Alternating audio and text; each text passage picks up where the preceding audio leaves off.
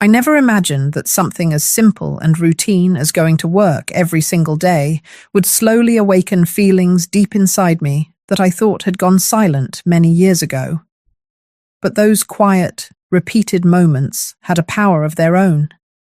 Day after day, week after week, my inner desires, which I believed were long buried, began speaking louder and louder until they became impossible to ignore. They arrived gently, like the soft rain that comes after a long, dry season. But once they started, they filled every part of my thoughts and my heart in ways I never expected. My name is Margaret, and I am 68 years old. I have lived a full life, raised children, lost my dear husband 15 years ago, and learned to find peace in small things. For the past 2 years, I have been working as a housekeeper for a respectable family in a quiet suburban neighborhood just outside the city. The work is honest and steady. I arrive in the morning, clean the large house, dust the furniture, mop the floors, organize the kitchen, and make sure everything feels fresh and welcoming. The family treats me kindly, and I am grateful for the regular income. But there was one person in that house who quietly changed everything for me. His name is David. He is the eldest son of the family, a gentle man in his early 40s who often works from home.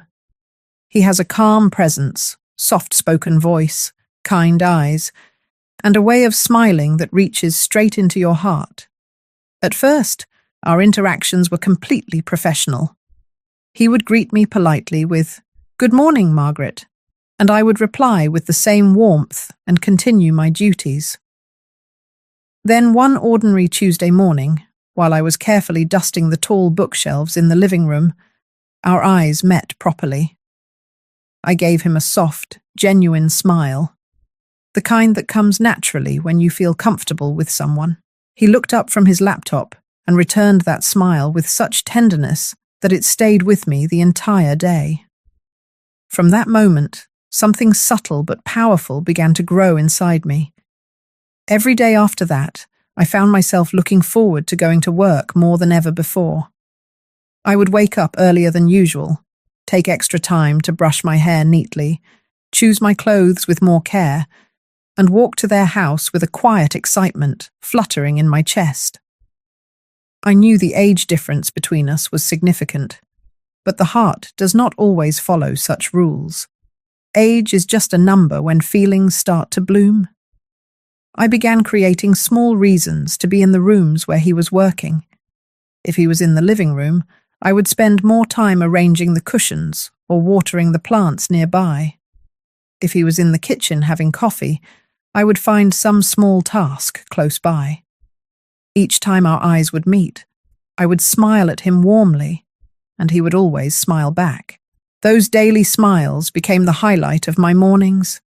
They were gentle, respectful, and full of unspoken understanding.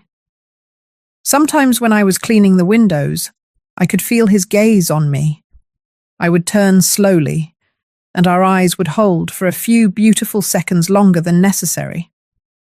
Nothing was said out loud, but so much was being felt in the silence. Those small daily moments started filling a part of my heart that had been empty for a very long time since losing my husband. I had convinced myself that certain feelings belonged to the past, but David's kind eyes and gentle smiles were slowly proving me wrong. I would think about him while traveling back home, while preparing my simple dinner alone in my small apartment, and even as I lay in bed at night.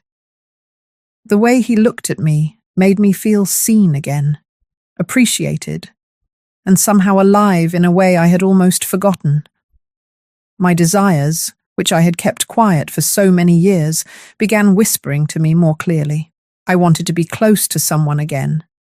I wanted to feel the warmth of another person, the comfort of gentle touch, the safety of being held with care. These thoughts would come especially strong on the days when our smiles lingered a little longer. I never acted on them. I simply carried them quietly inside me, letting them grow naturally like a secret garden. Then came that special Thursday that changed everything. The sky was cloudy, and the air felt cooler than usual. When I reached the house, I immediately noticed how quiet it was. The parents had gone out of town for a family gathering and would not return for 2 days. Only David was home. I rang the doorbell and waited. After a short while, he opened the door himself. He was dressed casually and gave me that familiar, warm smile.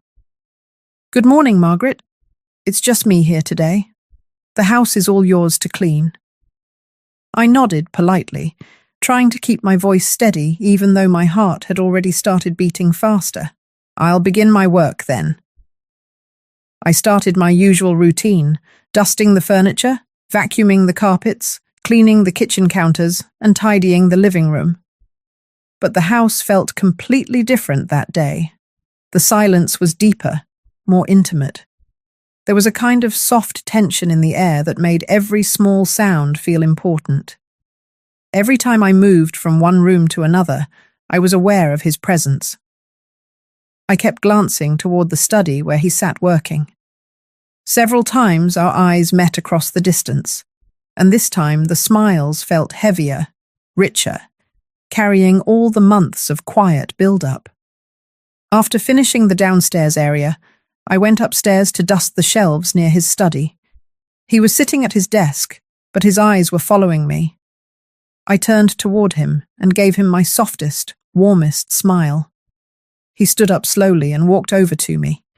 From his wallet, he took out some money and extended his hand gently. "Margaret, this is for all your dedicated work," he said in a low, respectful voice. I looked at the money, then looked deeply into his eyes.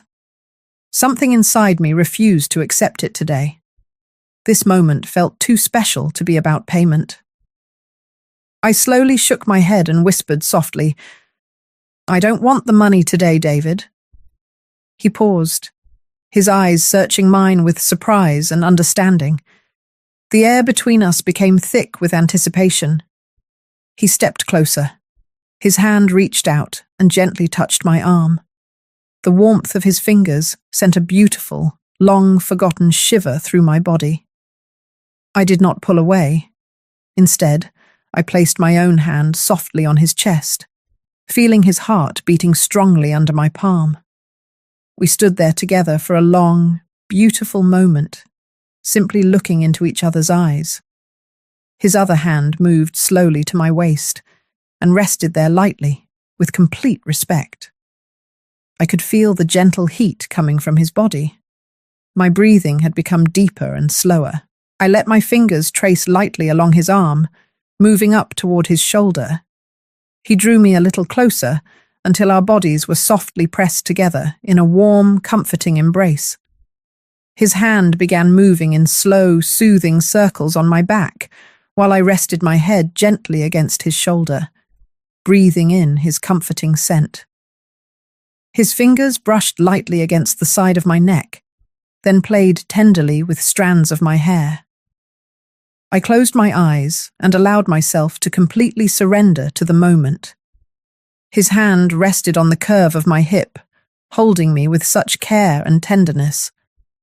I ran my palms slowly across his chest and around to his back, feeling the strength and warmth there.